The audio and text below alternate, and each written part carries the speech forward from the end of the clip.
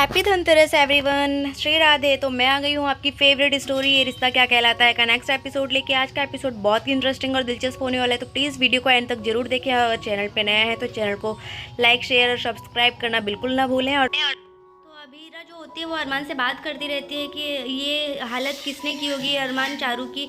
तो अरमान भी परेशान रहता है और वो उसके लिए फिर वो सोचता है कि ये बात हम कैसे पता लगा सकते हैं, हमें चारू से पूछना चाहिए। पर चारू जो है वो किसी को कुछ बताती नहीं रहती। तभी वहाँ पे कोरस गैंग आते हैं और और वो क्रिश जो होता है उसे सॉफ्ट ड्रिंक ऑफर करता है और बोलता है कि क्या ये अबीरा भाभी पियेंगी। तो अरमान उसको देखता है कि उसमें क्या है और वो उसमें बोलता है कि नहीं नहीं, ये अबीरा नहीं पी सकती, इसमें अफीम की मात्रा बहुत ज़्यादा है। तो वो बोलती हैं तो क्या हुआ, ये क्यों नहीं पी सकती। तो वो बोलने ही जाता रहता है, फिर वो रुक जाता है और वो बोलता है कि तुम लोग क्या चाहते हो कि ये अपनी रात की नींद ख़राब करे। फिर उसके बाद वो कैसे भी करके उन लोग से वो सॉफ्ट ड्रिंक की बात को ख़त्म करता है। फिर जो कोरस गैंग होते हैं वो उन लोग को पूछते हैं कि क्या आप लोग हमारे साथ कैरम खेलेंगे। तो अबीरा और अरमान बोलते हैं कि आप लोग जाओ, हम आते हैं।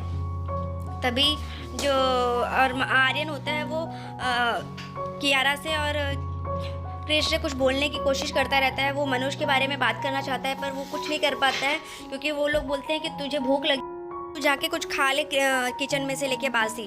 तो भी यहाँ पे वो लोग उसका मजाक बना देते हैं और वो आर्यन जो होता है वो अबीरा और अरमान से भी कुछ कहने आता है, पर वो लोग भी उसकी बात नहीं सुनते। दूसरी तरफ हम देखते हैं कि जो चारू होती है वो उस बात को लेके बहुत ही परेशान रहती है और वो तभी उसके पास नीरज का कॉल आता है और वो नीरज के कॉल को डिस्कनेक्ट कर देती है। तभी अरमान और अबीरा जो होते हैं वो उसे देख लेते हैं और उसको ऐसे परेशान देख के वो लोग भी बहुत परेशान होते हैं। अबीरा उसके पास आती है और उसे थोड़ा सिंपैथी फील कराने के लिए उसको गले लगाती है और वो बोलती है कि तुम परेशान मत हो। अबीरा उससे बहुत ही समझाने की कोशिश करती है। तभी वहाँ पे रोहित भी आ जाता है। रोहित उसे पूछता है कि क्या हुआ, अरमान से पूछता है कि क्या हुआ भैया। तभी अरमान जो होता है वो चारू के दरवाजे घर के कमरे के दरवाजे को बंद कर देता है और वो बोलता है कि कुछ नहीं हुआ है, बस वो थोड़ा चारू जो है वो शादी को लेके परेशान है, इसलिए वो अबीरा जो है वो उसे थोड़ी सांत्वना दे रही है। तभी यहाँ पे हम देखते हैं कि जो मनीषा होती है वो बहुत खुश होती है। तो क्यारा बोलती है कि माँ आज कितनी खुश है ना। पर जो आर्यन होता है वो इस बात से बहुत परेशान होता है कि क्या हो गया है, कि मैं कैसे बताऊँ अब सब कुछ, पापा का सच कैसे मम्मी को बताऊँ।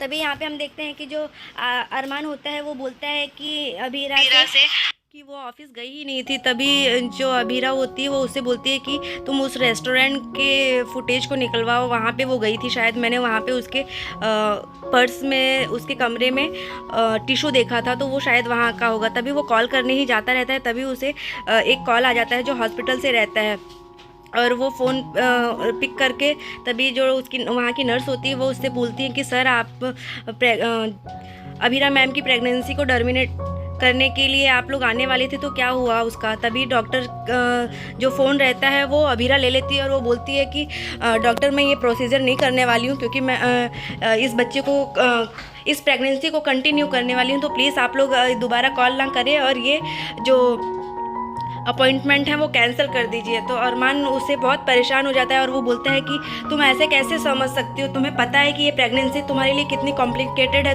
इससे तुम्हारी जान को खतरा है। तो अबीरा जो होती है वो बोलती है कि तुम इतनी खड़ूसमान, तुम इतने नेगेटिव क्यों हो, तुम फिक्र मत करो। तो वो बोलता है कि मैं तुमसे बहुत प्यार करता हूँ अबीरा, मैं तुम्हें खोने का दर्द नहीं सह सकता। तो अरमान को वो समझाती है कि तुम टेंशन मत लो। और यहाँ अरमान जो होता है वो खाने को देखता है और खाना देखते ही उसके प्लेट में वो बोलता है कि तुमने खाना क्यों नहीं खाया अभी तक। तो अरमान को वो बोलती है कि तुम्हें फिक्र हो रही है अपनी बीएसपी की। तो वो बोलता है, वो कुछ बोलता नहीं, बिकॉज उसे फिक्र तो रहती है पर कहीं ना कहीं उसे अबीरा को खोने का डर भी रहता है। और वो उसे समझाता है कि तुम चुपचाप शांति से अच्छे से ध्यान रखो अपना और खाना खाओ टाइम पे। तो अरमान को ऐसे देख के अबीरा को अच्छा तो लगता है कि हाँ वो उसकी फ़िक्र कर रहा है, पर कहीं ना कहीं अबीरा को इस बात का एहसास होता है कि अरमान इस बात से बहुत नाराज़ भी है, क्योंकि ये प्रेगनेंसी वो नहीं चाहता कि कंटिन्यू हो। और यहाँ पे हम देखते हैं कि जो दादी साहब होती है वो अबीरा के रिपोर्ट्स को देखने के लिए सोचती है कि एक बार चेक कर लेती हूँ, पर वो सोचती है कि क्या ये ठीक होगा। पर फिर वो सोचती है कि उस लड़की ने तो मुझे सब कुछ बताया ही था, पर मैं ही मेडिसिन के डोज की वजह से मुझे समझ में नहीं आया, तो एक बार इसको चेक ही कर लेती हूँ। तभी वो देखती है कि क्या है उसमें लिखा, बट उनको चश्मे नहीं लगाने की वजह से वो दिखता नहीं है। और जैसे ही वो चश्मा लगाती हैं तो वो पेपर जो होता है उड़ जाता है। तभी यहाँ पे हम देखते हैं कि पोद्दार हाउस में सारी फैमिली जो होती है वो इकट्ठी होती है और विद्या होती है जो वो आरती की थाल लेके आती है धनतेरस की, सबको बधाई देती है। और तभी जो क्रिश होता है वो पूछता है कि क्या नानी सा इस बार ट्रेजर हंट नहीं खेलेंगे। तो जो दादी साहब होती हैं वो बोलती हैं कि ये तो आप अपने बड़ी मामी से पूछिए बेटा, क्योंकि आजकल के सारे फैसले तो वही लेती हैं। तो वो जो विद्या होती है वो बोलती है कि नहीं बेटा, ट्रेजर हंट में केवल एक ही लोग विनर होते हैं। तो मैं नहीं चाहती कि किसी फेस्टिवल पे कोई एक ही विनर हो और बाकी सब उदास हो। तो आज हम ट्रेजर हंट नहीं खेल के कुछ और ही खेलेंगे जिसमें सभी खुश रहें। और इस बात से जो दादी साहब होती है वो भी खुश होते हैं। और यहाँ जो चारू होती है वो बहुत परेशान रहती है इस बात से कि क्या होगा अगर सच सबको पता चलेगा। तभी जो विद्या होती है वो रूही को बुलाती है सबको प्रसादी देने के लिए। तभी वो उसे जैसे ही रूही आती है वहाँ पे और वो बहुत ही केयरलेसली हर चीज़ को करने लगती है, तो विद्या जो होती है वो उसे टोंट मारती है कि तुम तो अपनी बच्चे की बहुत अच्छे से देखभाल कर सकती हो, तो तुम्हें इस समय इतनी भाग दौड़ करने की कोई ज़रूरत नहीं है, तो तुम जाके आराम करो। तो रूही को ये बात ऐसा लगता है कि जो माँ है वो इसकी बात को बहुत ही सीरियसली ले ली और उस बात से नाराज़ है। यहाँ पे हम देखते हैं कि जो अबीरा होती है वो चारू के लिए जूस लेने जाती रहती है, तभी उसका पैर स्लिप हो जाता है जिसकी वजह से वो गिरने ही वाली रहती है। तभी अरमान उसको आके बचा लेता है और वो उसे बोलता है कि तुम्हें समझ में नहीं आता है, तुम इतनी हील्स पहन के क्यों चल रही हो, आज के बाद तुम सिर्फ फ्लैट्स पहन के चलोगी और तुम्हें इस वक्त तुम्हें खुद का ध्यान रखना चाहिए। तो इस बात से अबीरा फिर से बोलती है कि तुम्हें इतनी फिक्र क्यों हो रही है तुम्हारे BSP के लिए। तो अरमान को कहीं ना कहीं अभी भी वो एक्सेप्ट नहीं होता है, पर वो अबीरा की खुशी के लिए वो चीज़ें करता है कि वो खुश रहे। तभी अरमान के पास वो उससे पूछती है कि इस वक्त हमें सिर्फ चारू के बारे में ही सोचना चाहिए। और अरमान भी कहीं ना कहीं वो बोलता है कि मैंने उस रेस्टोरेंट की फुटेज निकलवाई है और वो आज उसका वीडियो जो है वो आ ही जाता है उसके पास। तभी यहाँ पे हम देखते हैं जो मनोज होते हैं वो ऑफिस के लिए जाते ही रहते हैं। तभी जो दादी साहब होती है वो पूछती है कि मनोज, आज तो चारू की शादी की डेट फिक्स होने वाली है, तुम आज के दिन भी काम पे जा रहे हो। तो मनोज कुछ नहीं बोलते हैं। तभी जो मनीषा होती है वो उसके लिए बोलने लगती हैं कि हाँ माँ साहब, वो तो उनको काबिलियत से उनकी ही जॉब मिली है, तो फिर उन्हें तो जाना ही पड़ेगा ना। तो इस बात से जो संजय होते हैं वो भी बहुत नाराज़ होते हैं कि इनको घर में शादी है लड़की की और ये आज भी जॉब पे जा रहे हैं। तो इस बात से जो दादी साहब होती हैं वो थोड़ी हैरान रहती है, वो सोच में पड़ जाती है और तभी वो मनीषा जो होती है वो उन्हें भेज देती है। तो जो संजय होते हैं वो बोलते हैं कि अगर मासा वो चारू की ससुराल वाले कुछ पूछेंगे कि मनोज कहाँ है तो हम क्या जवाब देंगे। यहाँ बीरा और अरमान जो होते हैं वो वीडियो देखते ही रहते हैं। तभी उसमें एक गाड़ी दिखती है जिसमें चारू बैठने के लिए ही जाती रहती है और गाड़ी का जो नंबर प्लेट होता है वो दिखता है। तो अबीरा को इस गाड़ी का नंबर प्लेट पता चल जाता है कि ये गाड़ी किसकी हो सकती है। और अरमान जो होता है वो परेशान होता है, वो बोलता है बस मुझे एक बार उस लड़के का चेहरा पता चल जाए तो मैं उसे छोड़ूंगा नहीं। और यहाँ पे अबीरा बोल देती है कि मुझे ये गाड़ी का नंबर पता है, ये किसका गाड़ी है।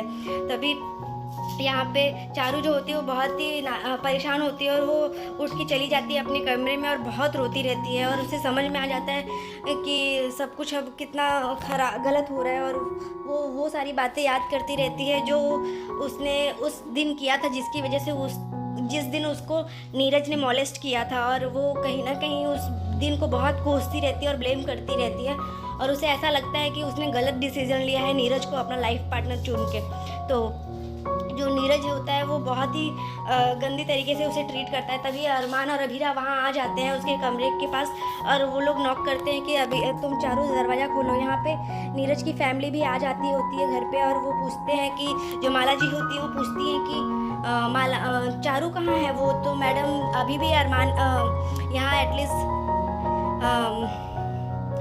उसका होने वाला पति आया तो वो उससे तो मिल ले कि अभी भी आराम फरमा रही है वो। तभी जो अभीरा और अरमान होते हैं वो लोग उसकी डोर को तोड़ देते हैं अरमान जो होता है। और वहाँ पे रूही आ जाती है, रूही उसे लेने के लिए जाती है पर अरमान और अभीरा उसे भेज देते हैं वापस। और यहाँ पे जो रूही होती है वो चली आती है वापस सब फैमिली में। और जो चारू होती है वो अबीरा से बोलती है कि भाभी अगर रूही भाभी ने घर नीचे सबको बता दिया तो क्या होगा। तो इस वजह से यहाँ पे चारू परेशान रहती है पर अबीरा जो होती है वो उसे बोलती है कि कुछ भी नहीं होगा चारू, तुम सिर्फ बताओ, हमें सब पता चल गया है। तो चारू जो होती है वो बोलती है कि नहीं भाभी मैं किसी को नहीं बता सकती, अगर मैंने बता दिया तो ये शादी टूट जाएगी। और यहाँ पे जो संजय होते हैं वो भी सोचते हैं कि क्या हुआ, क्यों नहीं आई रूही के साथ चारू। तो जो रूही होती है वो बात संभाल लेती है, बोलती है कि एक्चुअली उसने ईयर रिंग दोनों उल्टे उल्टे पहन लिए हैं तो उसको चेंज कर रही है। यहाँ पे नीरज जो होता है वो चारू को वॉइस नोट भेजता है कि सॉरी चारू, मुझे माफ़ कर दो, पर अब तो सब लोग वेट कर रहे हैं, तुम नीचे आ जाओ। और ये झूठ बोलने के बाद जो रोहित होता है वो उसे समझ जाता है कि रूही जो होती है वो झूठ बोल रही है। उसके बाद वो सबको रसमलाई सर्व करती है। यहाँ पे जो आर्यन होता है वो भी बहुत परेशान रहता है। तभी उसकी फ्रेंड ने मैसेज किया होता है कि आर्यन, आज भी मैंने तेरे पापा को होटल में देखा है, यहाँ पे रेस्टोरेंट में ड्रिंक करते हुए। तो इस बात से आर्यन भी बहुत परेशान रहते हैं। और यहाँ जो अभीरा होती है वो चारू को कहीं ना कहीं इस तरीके से उसको स्ट्रांग बनाने की कोशिश करती है कि कोई कुछ भी नहीं होगा और तुम्हें कोई ज़रूरत नहीं है उस लड़के की इससे साथ शादी करने की, क्योंकि जब तुम उस लड़के के साथ उसको तुम उस नज़र से आप देख ही नहीं पाओगे। क्या तुम उससे, तुम्हारी नज़र में उसके लिए वही इज्जत और प्यार है, तुम समझ सकते हो। तो अभीरा उसे बहुत समझाने की कोशिश करती, पर चारू बहुत रोती है और वो बोलती है कि नहीं भाभी, आप लोग कुछ भी नहीं बताएंगे, वरना पापा की और नानी सा की इज्जत का सवाल है। पर जो अभीरा होती है वो उससे बहुत कोशिश करती है कि उसे समझा पाए, पर अरमान जो होता है वो नहीं सुनता और वो बोलता है मैं खुद जाऊंगा बताने के लिए। पर वो उसे रोक लेती है और बोलती है कि भैया अगर आप लोग बताएंगे तो मैं घर छोड़ के भाग जाऊंगी। और जो अभीरा होती है वो उसे समझाती है। यहाँ पे जो अरमान होता है वो बोलता है कि अगर तू अपने लिए आवाज़ नहीं उठा सकती तो कोई बात नहीं, तेरा भाई तेरे लिए आवाज़ उठाएगा और तू टेंशन मत ले, मैं तुझे कभी भी परेशान नहीं होने दूंगा। और यहाँ पे चारू ये सुन के बोलती है कि भैया आप लोग के जैसा कोई क्यों नहीं है, मैं आपकी तरह स्ट्रांग क्यों नहीं हूँ भैया, मेरे अंदर इतनी हिम्मत नहीं है कि मैं स्टैंड ले सकूँ खुद के लिए। तो अरमान बोलता है कि कोई बात नहीं चारू, उसके लिए मैं तेरा स्टैंड लूँगा। तो आज के एपिसोड में बस इतना ही है फ्रेंड्स। नेक्स्ट एपिसोड में हम देखने वाले हैं कि जो रूही होती है उसे भी अभीरा की प्रेगनेंसी की बात पता चल जाती है, पर अभीरा जो होती है वो इस बात को एक्सेप्ट नहीं करती। तभी वहाँ पे नीरज आता है और नीरज उन दोनों को एक कमरे में देख के नीरज जो होता है वो अभीरा से बदला लेने के लिए उस कमरे में फटाकड़े छोड़ देता है, जिसकी वजह से कमरे में आग लग जाती है और अभीरा जो होती है वो बेहोश हो जाती है, जिसकी वजह से अरमान जो होता है वो बहुत परेशान होता है। तो मिलते हैं नेक्स्ट एपिसोड में, तब तक के लिए bye bye, take care, Radhe Radhe.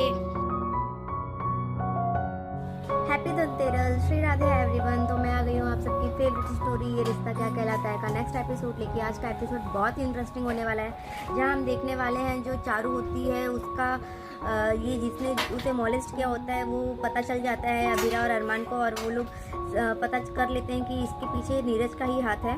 और अभीरा और अरमान ने ये डिसीजन ले लिया होता है कि वो लोग उसे एक्सपोज करके ही रहेंगे फैमिली के सामने और ये शादी तोड़ के ही रखेंगे। पर कहीं ना कहीं चारू इस बात से डरती है कि फैमिली की इज्जत का क्या होगा, ये शादी टूट जाएगी, पापा की इज्जत का क्या होगा, नानी सा की इज्जत का क्या होगा।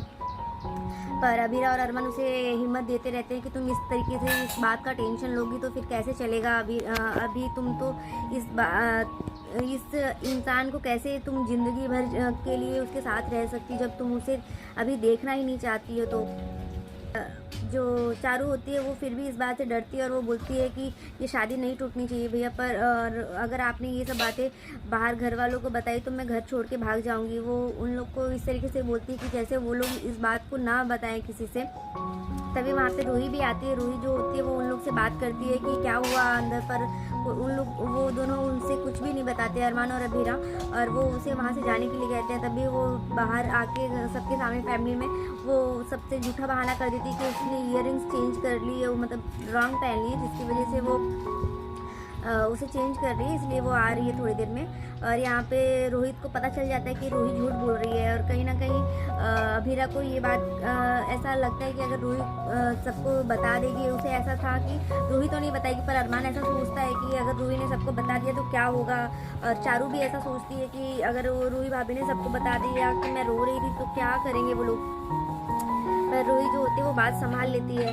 और यहाँ पे जो माला होती है वो इंतज़ार करती रहती है चारू का कि वो कहाँ चली गई है। तभी जो चारू होती है वो अरमान से कहती है भैया मैं आप लोग की तरफ देख नहीं हूँ, मैं कैसे ये सब चीज़ें अकेले फेस करूँगी, तो प्लीज़ आप मत बताइए किसी को।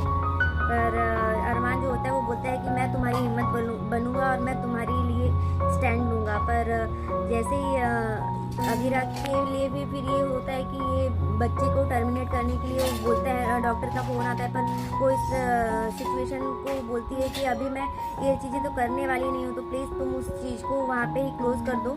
और इस वक्त सिर्फ चारू के साथ हमें खड़े होना ज़रूरी है, हमारे लिए अभी वो इम्पॉर्टेंट है। तो उस वजह से अरमान भी उस चीज़ को ध्यान रखता है और उसे उसका साथ देता है अभिरा का। और कहीं ना कहीं अभिरा के साथ अरमान हर वक्त खड़ा रहता है। और अभिरा का पैर स्लिप होने ही वाला होता है, तभी अरमान उसे बचा लेता है और उसे बोलता है कि तुम ये हील्स वाले सैंडल्स क्यों पहनती हो, तुम्हें थोड़ा फ्लैट्स पहनना चाहिए और ध्यान रखना चाहिए, और तुमने अभी तक खाना क्यों नहीं खाया है। मतलब वो उसकी हर तरीके से कैरिंग हो जाता है, बिकॉज उसे पता है कि अभिरा प्रेग्नेंट है, तो उसे बहुत ही डबल केयर करनी पड़ेगी उसकी खुद की।